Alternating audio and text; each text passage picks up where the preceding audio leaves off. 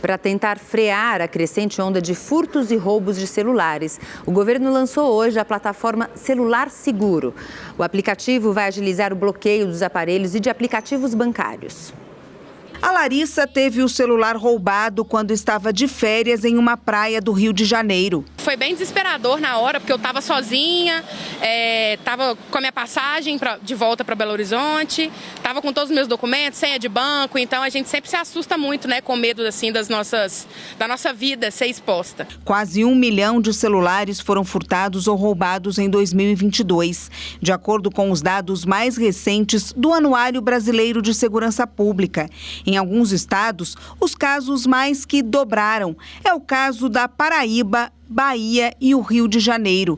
E o impacto desse crime vai além do material. Pode ir para presídios, pode ir para a mão de criminosos. A venda desse aparelho, que é uma moeda de troca rápida, seja para droga, seja para fazer o dinheiro girar, seja para trocar peças. A partir de agora, com apenas um clique, quem tiver o celular roubado ou furtado vai poder avisar simultaneamente os bancos e a operadora de telefonia sobre a ocorrência e bloquear todos os acessos ao aparelho. Melhorar a vida do cidadão e inibir um delito que aflige a população brasileira, afeta a população hoje em dia, que é o roubo e o furto de celulares. O aplicativo estará disponível para todos os celulares a partir de amanhã. Após instalado, o usuário deve cadastrar os dados pessoais e do aparelho na plataforma gov.br. O dono do celular pode escolher uma ou mais pessoas para conceder acesso à função bloqueio. Com um único botão de emergência, a vítima consegue travar todas as funções de maior risco do smartphone. É importante você registrar também ou na Polícia Militar ou na Polícia Civil, até para que seja feito um geoprocessamento e ocorrências sejam realizadas, operações sejam realizadas e esse crime seja combatido tanto pela Polícia Civil quanto pela Polícia Militar. Vai dar uma sensação maior de segurança para a gente, porque tudo da nossa vida está aqui. É senha de banco, é aplicativo, é foto, é arquivo, é e-mail. Então, mesmo que a gente tenha assim, um aparelho furtado, pelo menos a gente vai ter a segurança dos nossos dados e isso para mim é essencial. Pois essa iniciativa é boa, desse aplicativo vai garantir aí que as pessoas não percam os seus dados, tal, mas bom mesmo é polícia, né? Para coibir os furtos e os roubos ou para investigar e pegar as quadrilhas, os receptadores desses aparelhos. Isso é que é bom de verdade, porque o aplicativo vai fazer sucesso, mas não vai coibir roubo. A Polícia de São Paulo indiciou 6 envolvidos no sequestro do ex-jogador Marcelinho Carioca. O chefe da quadrilha ainda é procurado. Segundo as investigações, o crime não foi planejado. Depois de quase 2 dias em cativeiro, sob a mira dos criminosos, o ex-jogador Marcelinho Carioca publicou nas redes sociais um vídeo ao lado dos filhos. Bem, gente, que bom estar de volta em casa, do lado de pessoas que realmente a gente ama. Toda a minha família aqui me esperando, torcendo por mim. Marcelinho foi encontrado ontem pela polícia em uma casa usada como cativeiro em Itaquaquecetuba, na Grande São Paulo. Durante o sequestro, ele fez transferências bancárias aos criminosos, que somam mais de R$40 mil.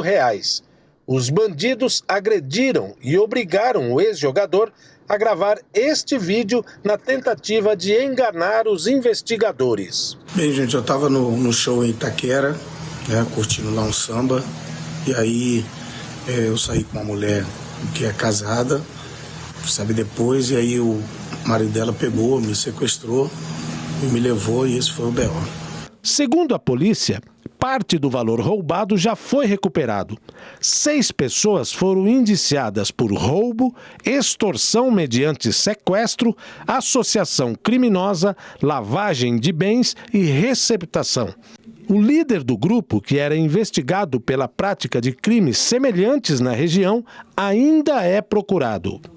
A gente tem a identificação agora de uma célula que cuidava das vítimas, um grupo de sequestradores associados aos benefícios econômicos, aos benefícios econômicos, né, a movimentação financeira, e nós temos que identificar os arrebatadores, né, quem deu a coronhada na vítima, né, outros que a tenham mantido em cativeiro. A polícia investiga a participação de outros 2 homens no sequestro de Marcelinho Carioca. Um deles seria o vigilante do cativeiro e o outro, um dos arrebatadores, que tem a função de abordar, render e levar a vítima até o esconderijo. Representamos pela prisão preventiva desses dois outros autores, então aguardamos agora uma decisão, né, do Ministério Público e do Judiciário sobre essas prisões.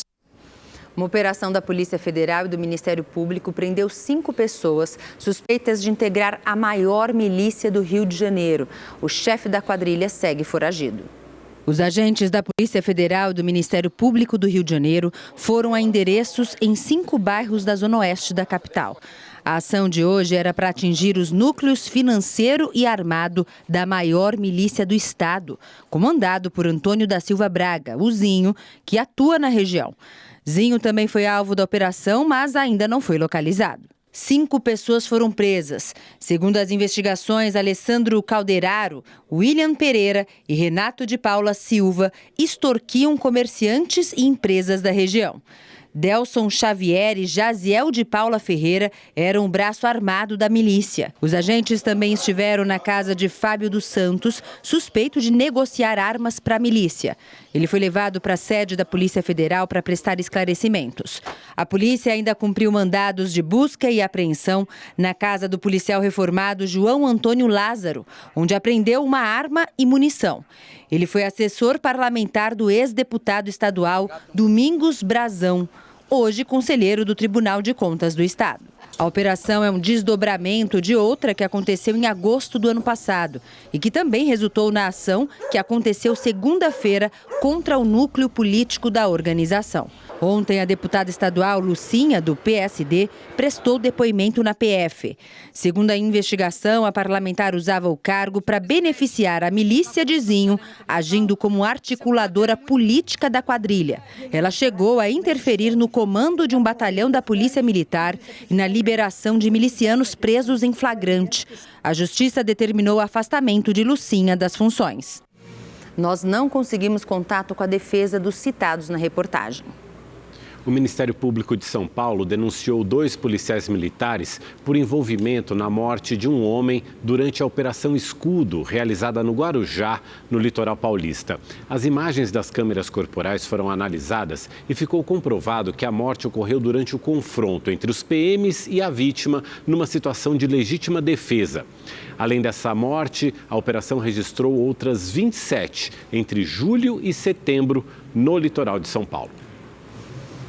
Em Porto Alegre, mais de 20 pessoas foram presas em uma operação contra líderes de uma facção criminosa. Segundo as investigações, a quadrilha expulsou moradores de um condomínio e planejava atentados contra PMs. Foram cumpridas 40 ordens judiciais na zona sul da capital, onde o grupo criminoso administrava pontos de drogas e em 6 casas prisionais pelo estado.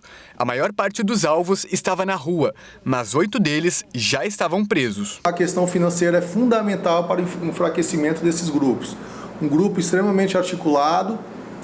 Durante as investigações foram apreendidas armas de grosso calibre, inclusive fuzis, granadas, com o indivíduo que seria o matador dessa facção, e também estavam planejando atentados contra agentes públicos. A investigação teve início no ano passado, quando um homem com mais de 20 homicídios registrados foi preso pela polícia. A organização tinha até mesmo advogados contratados. Hoje, todas as lideranças do grupo foram capturadas. Onde nós prendemos hoje lideranças importantes desse grupo criminoso. E esse grupo, além de tráfico de drogas, homicídio, eles estavam fazendo também ameaça a moradores de um condomínio conhecido por Teletubbies, chamado Chapéu de Sol, né? E onde esse condomínio as pessoas estavam sendo ameaçadas e retiradas à força por grupos vinculados a essa facção criminosa. A facção recebia drogas de um grupo maior, com sede no Vale dos Sinos. Drogas, munição e veículos foram apreendidos durante a ação. Uma formatura do ensino médio de uma escola pública do Rio de Janeiro virou caso de polícia. A festa seria hoje, mas o dinheiro arrecadado pelos estudantes sumiu. A responsável por guardar a quantia disse que sacou R$19 mil e perdeu o montante. A PM foi chamada e levou a jovem para a delegacia. A Secretaria Estadual de Educação disse que a festa foi organizada pelos próprios estudantes e que não tem relação com o evento. Os formandos fizeram uma vaquinha para custear a festa, mas o buffet disse que vai fazer o evento sem cobrar dos estudantes. A Secretaria de Saúde de Minas Gerais e a polícia investigam 9 casos de intoxicação. A suspeita de consumo de uma bebida alcoólica adulterada. 2 pessoas morreram, 1 pessoa está presa. Os casos foram registrados na mesma região, o bairro Citrolândia, em Betim. Das 9 pessoas que apresentaram sintomas parecidos de intoxicação, 3 confirmaram que consumiram um tipo de uísque artesanal. Já a Secretaria de Saúde do Estado de Minas afirmou que entre os casos notificados, há também relatos de pessoas que usaram drogas e que inicialmente não existe correlação entre as intoxicações. A gente não vê nenhuma interação entre eles. Então, temos que ter calma, não estamos lidando com clareza com mais um caso de intoxicação de bebida única, como vivenciamos há pouco tempo. Provavelmente não, mas estamos ainda investigando para entender o que vem acontecendo, se apenas coincidências de alguns casos que foram correlacionados de forma equivocada ou não. O primeiro paciente com sintomas de intoxicação alcoólica deu entrada no Hospital Regional de Betim no dia 12 de dezembro. Ele não resistiu e morreu no dia seguinte. Ainda não há detalhes sobre o segundo óbito. 2 homens continuam internados no centro de terapia intensiva. O estado de saúde deles não foi informado. A Vigilância Sanitária de Betim apreendeu algumas bebidas que serão encaminhadas para análise. Durante a tarde, a Polícia Civil confirmou a prisão em flagrante de um homem de 58 anos, que é o principal suspeito de distribuir a bebida. Com ele foram apreendidos 38 garrafas de uísque sem origem comprovada, além de lacres violados e embalagens com indícios de adulteração. A mulher de 52 anos, responsável pela van escolar em que um menino de 3 anos foi encontrado morto ontem em São Paulo, vai responder o processo em liberdade. Ela passou hoje por uma audiência de custódia. Ainda muito abalado, o pai do menino de 4 anos esteve hoje de manhã no IML para liberar o corpo do filho. O garoto foi encontrado sem vida ontem no final da tarde, dentro de uma van escolar. O menino ficou dentro do veículo e fazia muito calor em São Paulo. Segundo o Centro de Gerenciamento de Emergências, a média da temperatura máxima alcançou mais de 31 graus. A condutora do veículo disse à polícia que achou que havia deixado a criança mais cedo num centro de educação infantil, na zona leste da capital paulista. Mas quando chegou ao local para buscá-lo, o menino não estava. Quando ela voltou para a van, encontrou o menino embaixo de um dos bancos do veículo. O SAMU foi chamado, mas não conseguiu reanimar o garoto, que morreu no local. Segundo a Secretaria de Segurança Pública, a motorista da van foi presa em flagrante por homicídio culposo, quando não há intenção de matar. Depois de passar por uma audiência de custódia, a Justiça determinou que ela responda o processo em liberdade. Além de pagar a fiança, a condutora teve a carteira de motorista suspensa.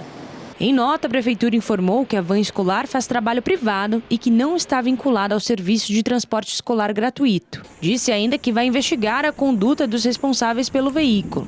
Há pouco mais de um mês, uma outra criança também morreu dentro de uma van escolar em São Paulo. O caso aconteceu no dia 14 de novembro, quando o menino de 2 anos morreu depois de ser esquecido dentro da van na zona norte da capital paulista. A criança foi socorrida, mas já chegou morta ao hospital. O casal responsável pelo transporte escolar foram detidos, mas também vão responder pelo crime em liberdade. O Rede TV News faz uma pausa e volta já.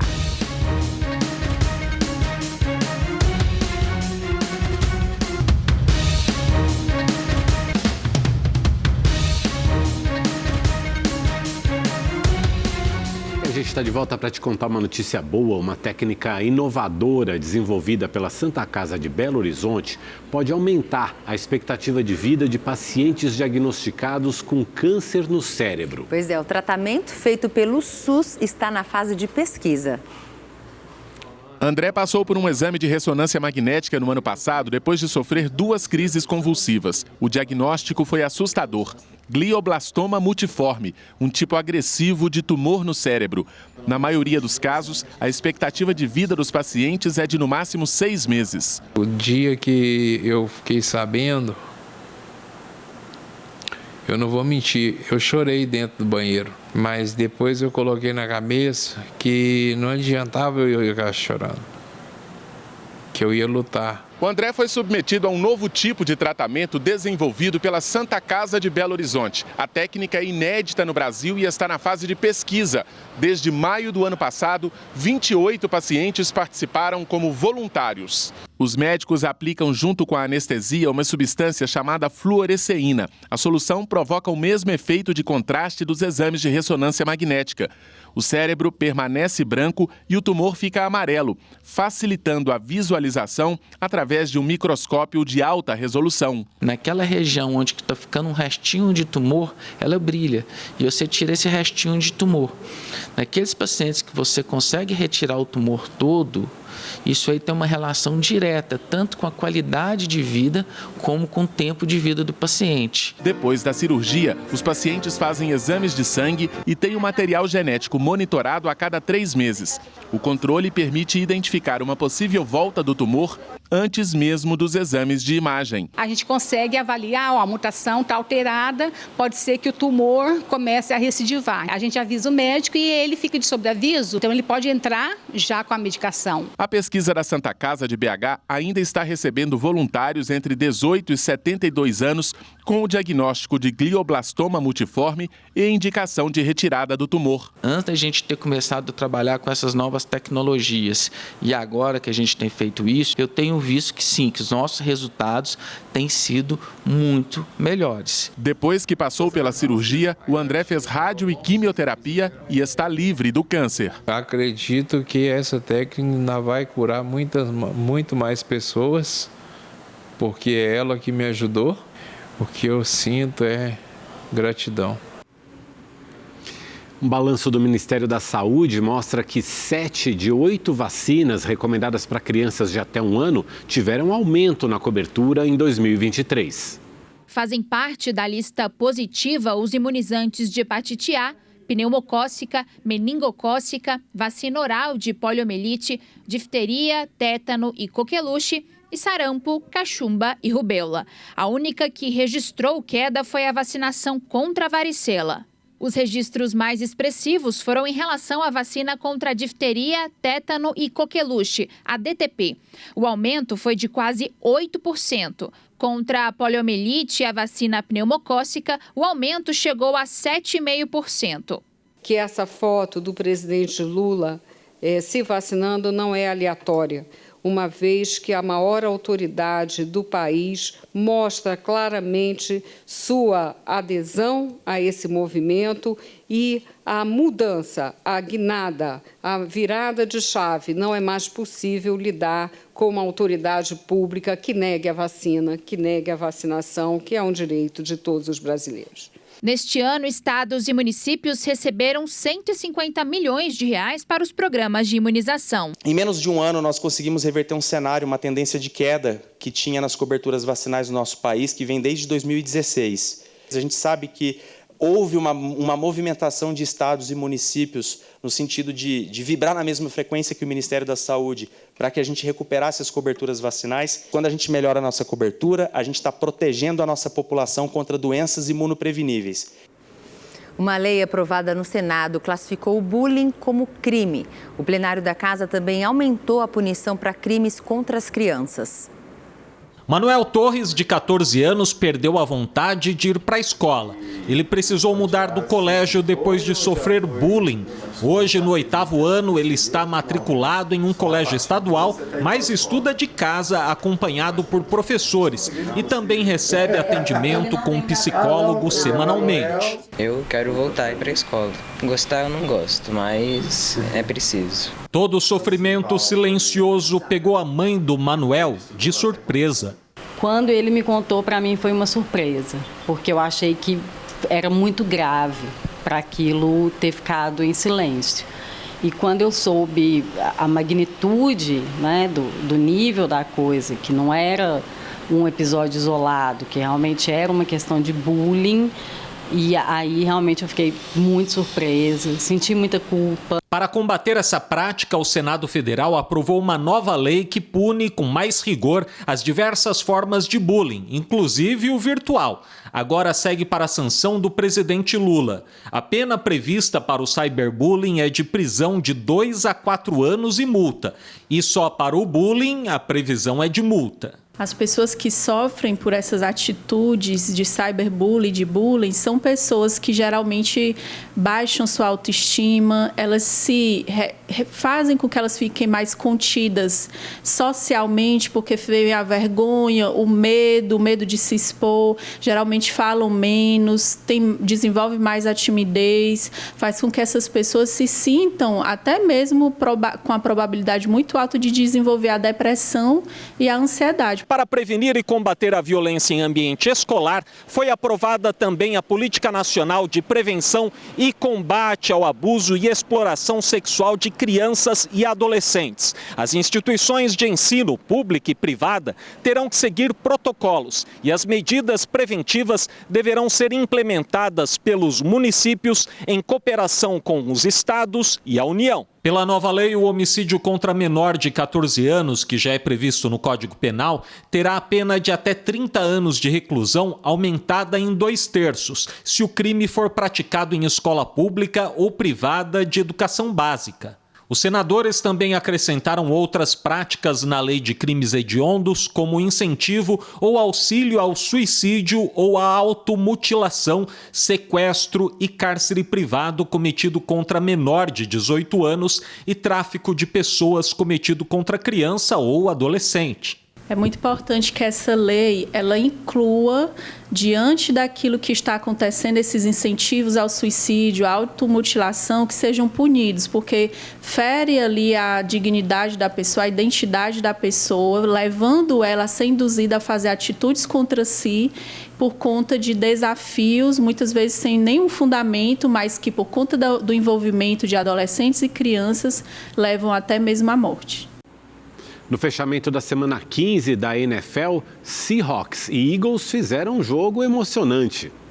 Deputados e senadores aprovaram a Lei de Diretrizes Orçamentárias. A LDO define as regras para as despesas do governo em 2024. A repórter Maria Ferreira acompanhou a votação no Congresso e tem as informações ao vivo aqui para a gente. Maria, boa noite. O que ficou definido sobre a liberação de emendas parlamentares e também sobre a meta de déficit, né? A capacidade do governo se endividar ou não? Boa noite, Mauro, Gabi, boa noite a todos que nos acompanham. Olha, o relator, o deputado Danilo Forte, manteve a meta fiscal de déficit zero, que era o que o governo, a equipe econômica do governo federal queria. Isso significa, essa meta de déficit zero, um equilíbrio entre o que o governo gasta e o que ele arrecada. Entre os principais pontos que ficaram nesse texto aprovado hoje da LDO está essa liberação, esse calendário para a liberação de emendas impositivas, que são aquelas emendas obrigatórias. Elas se dividem em emendas individuais e em emendas de bancada. Bom, antes o governo podia liberar quando quisesse essas emendas, só que agora, com esse texto aprovado, não pode mais ser desse jeito. E aí, ao todo, contando com as emendas individuais, as de bancada e as de comissão, que não são obrigatórias, o valor destinado chega perto dos 50 bilhões de reais.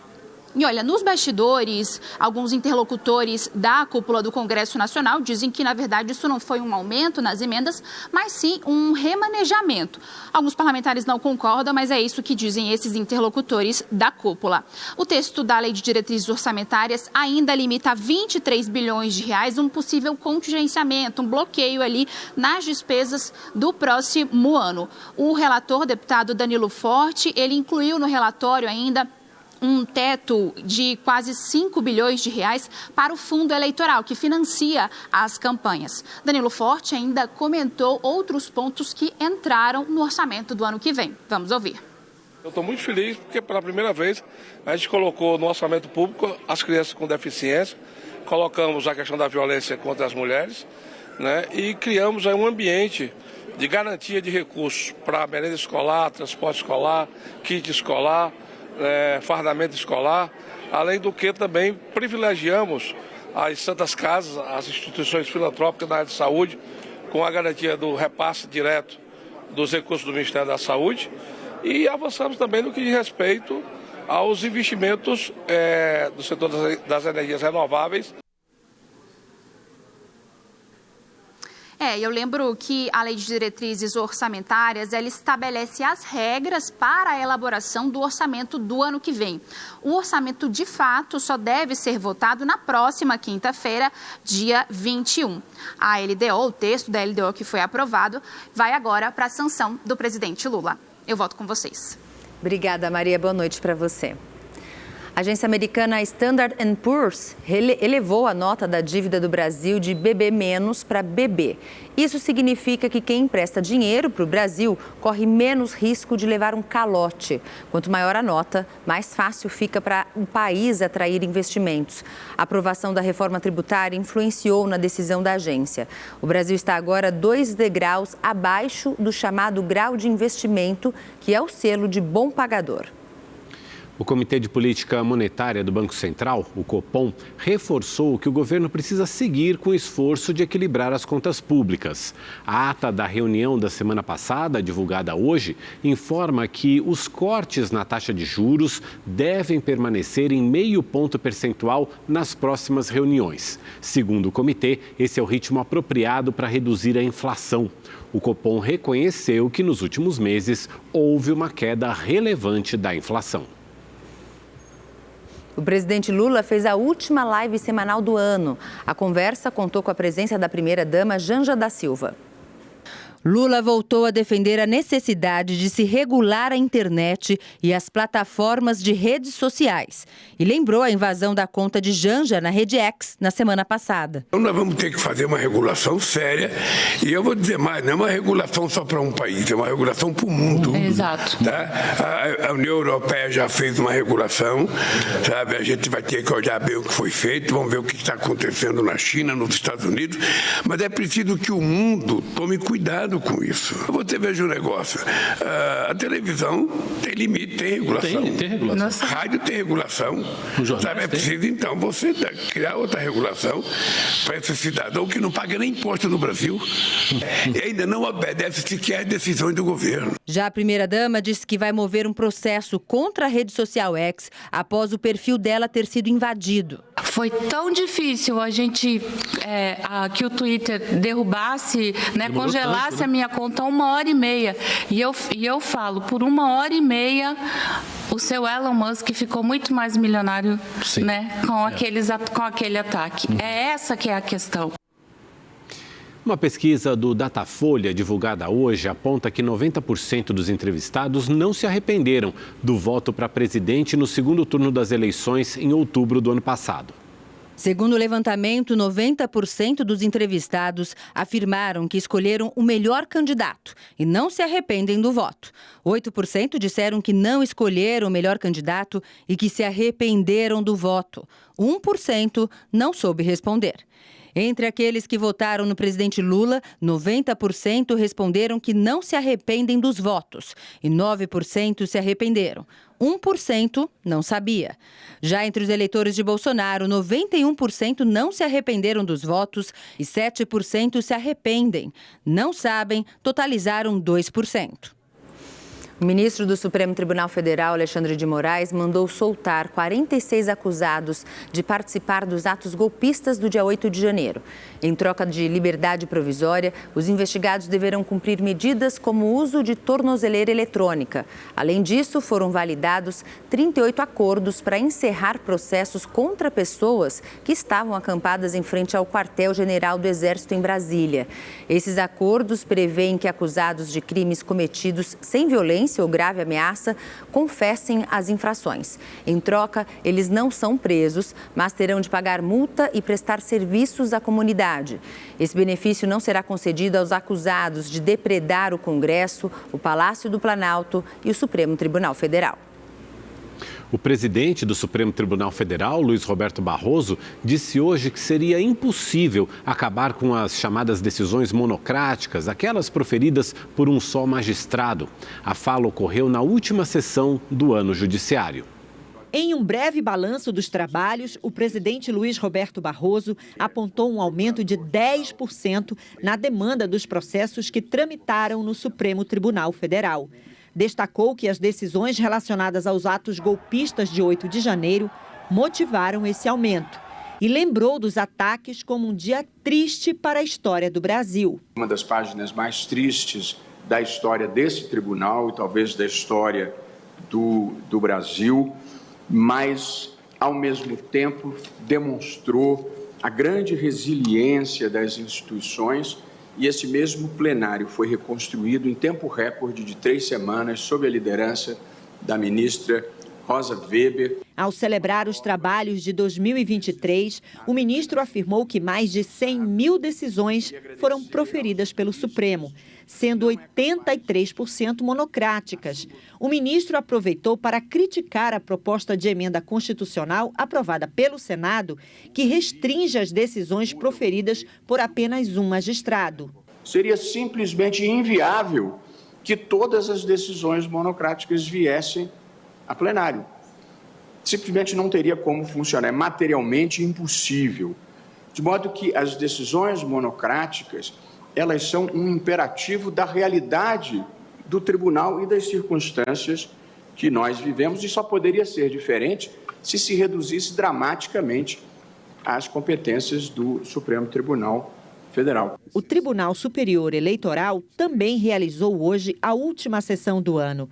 No balanço do TSE, o presidente Alexandre de Moraes afirmou que as ações desse ano fixaram as bases para as eleições municipais de 2024. Em inúmeras decisões, fixamos já o caminho, as teses a serem seguidas nas eleições de 2024, quais os limites que serão aceitos pela Justiça Eleitoral e quais as hipóteses em que isso gerará sanções previstas na legislação, para que não haja possibilidade de desequilíbrio nas eleições.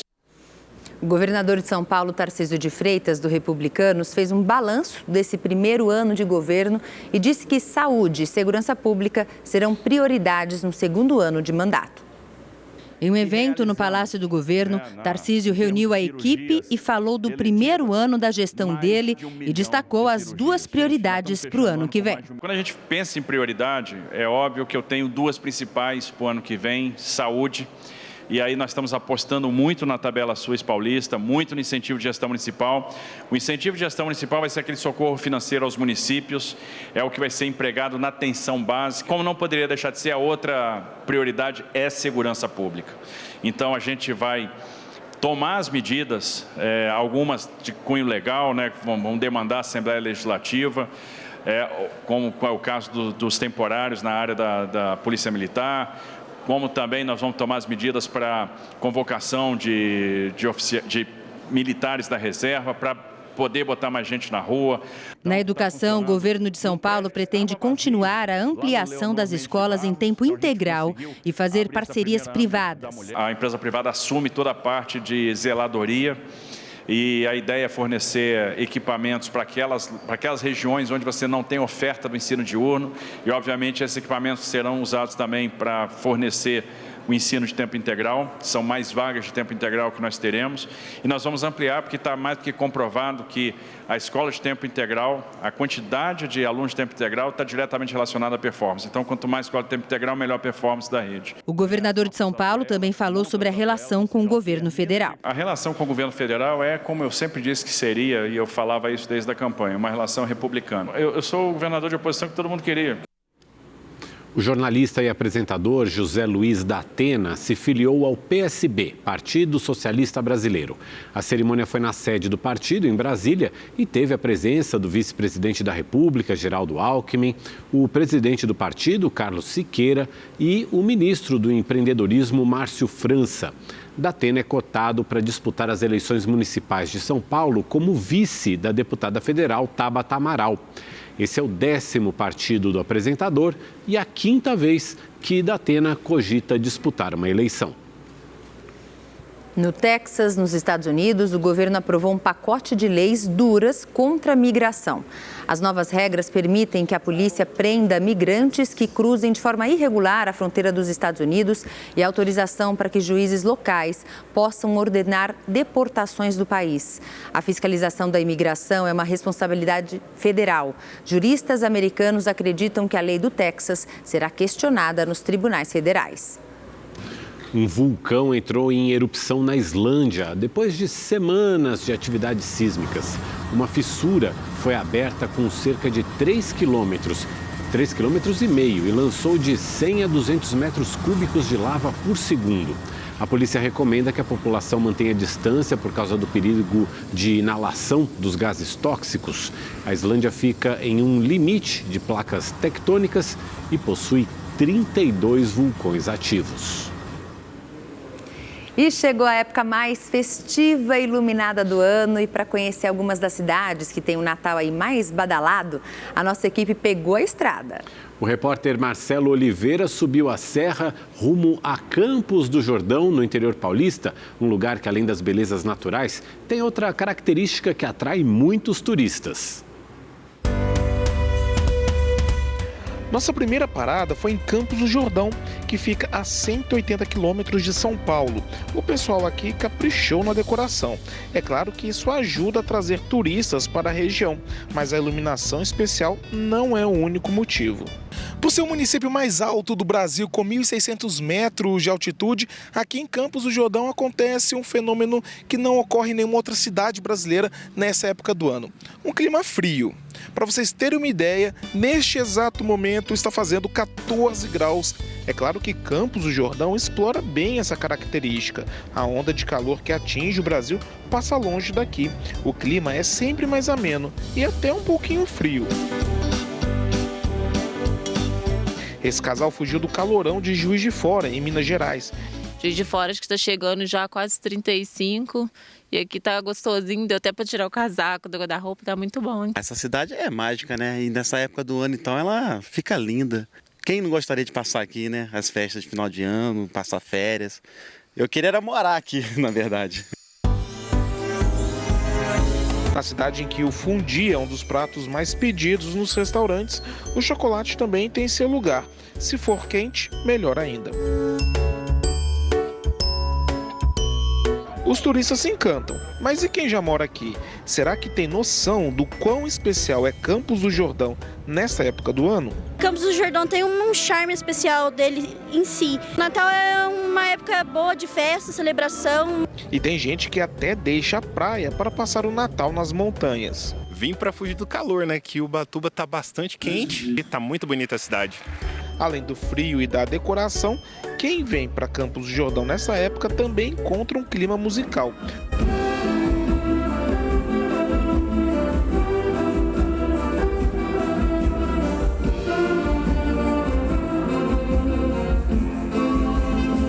Todo ano a gente pretende sempre apresentar um concerto, né, diferenciado, não somente no tema de Natal, mas também de forma de que os alunos tenham um acesso maior às músicas, tanto brasileiras como estrangeiras. E esse ano a gente resolveu escolher o tema Bossa Nova e MPB. Com tantos atrativos, somente neste fim de ano a cidade espera receber 800 mil turistas. O Natal pelo Brasil está só começando. Amanhã vamos mostrar como a cidade histórica de Tiradentes, em Minas, atrai tantos turistas para a data.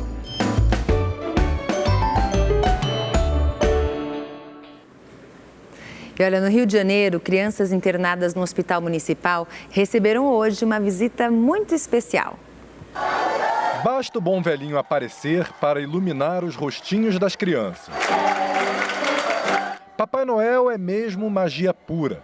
E ele chegou com muita festa e com direito à apresentação do coro da Associação do Ministério Público no Hospital Souza Aguiar, que fica no centro do Rio. A visita acontece todo ano e é sempre muito emocionante.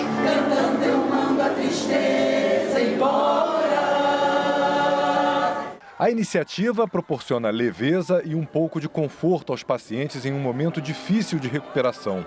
É o que vive o Nicolas, que estava chateado por ter que passar o Natal na unidade. Ele está feliz, né? Estava lá em cima, todo amuadinho, agora já está um pouco mais feliz por estar curtindo um pouquinho. Já o Heitor, de 2 anos, queria outro presente, mas ganhou com antecedência a volta para casa. A gente hoje provavelmente está de alta e ele está adorando, porque ele ama o Natal.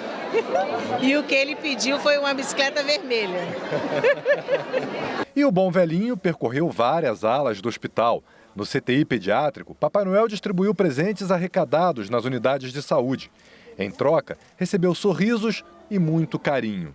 Na enfermaria, mais momentos de ternura e brilho nos olhos de tanta felicidade. A Sara, de 3 anos, não se conteve ao ser presenteada. Ela está muito feliz, porque ela estava tristezinha, está limpando da sonda, aí não podia brincar, e medicamento pela sonda, estava bem triste. Agora ela viu o Papai Noel, está bem feliz. Há 23 anos, a missão de encarnar a principal figura natalina no Hospital Souza Aguiar é de Aristóteles de Queiroz, que é servidor da saúde. Um trabalho que tem na alegria a retribuição. É maravilhoso, né? Você vê nos olhos deles a conquista, a esperança de um mundo melhor, deles ganhar aquele, não um presente tão... Qualquer lembrança para eles já é muito significativo para eles. As crianças ficam maravilhadas. A visita do Papai Noel não é só um evento para festejar o Natal. Ela é parte da própria terapia. Isso porque o sorriso faz bem e o ambiente leve ajuda pacientes e acompanhantes. O sorriso ajuda as crianças para a gente poder fazer os procedimentos, ajuda também aos profissionais de saúde, que não fica com aquela culpa, aquele peso, né, de estar furando a criança, de estar colhendo um sangue, de estar fazendo uma medicação que é ruim, de estar dando uma injeção. Então, é bom para todo mundo. O Papai Noel é uma ferramenta de cuidado da sua própria saúde e cuidado da saúde mental. E não é que funciona. A Camila, mãe da Luíse, de 2 anos, se emocionou. Ficar longe da família é ruim, mas a gente fica emocionada, fica feliz porque vê o cuidado das pessoas. Cuidados que são fundamentais para presentes que não têm preço. A cura e um Natal de muita paz.